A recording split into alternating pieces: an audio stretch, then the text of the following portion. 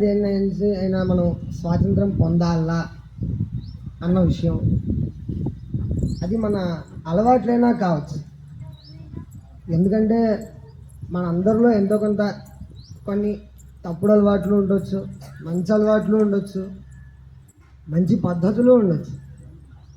అవన్నిటిని మనం మనగా తెలుసుకోలేం. కానీ మన మిత్రుల్ని అడిగి, ప్రతి ఒక్కరు మన ప్రియమైన మిత్రుడు ఒకడు ఉంటాడు, వాడి దగ్గరికి వెళ్ళి, అరే నీకు నచ్చిన నాలో 5 అలవాట్లు, నచ్చని ఒక 5 అలవాట్లు చెప్పండి.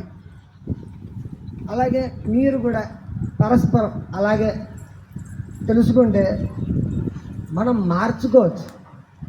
ఆ మంచి అలవాట్లు వాడు అలవాటు చేసుకుంటాడు, ఒకవేళ వాళ్ళు లేకపోతే వాడి దగ్గర ఉన్న మంచి అలవాట్లు మనం అలవాటు చేసుకోవచ్చు. మన దగ్గర ఏవైతే బాగుండవో అవి మనం బాగు చేసుకోవచ్చు. అలా మనం అభివృద్ధి చేసుకోవచ్చు. ఎందుకంటే దేశం అంటే మట్టి కాదు మనుషులు అని ఒక కవి చెప్పారు.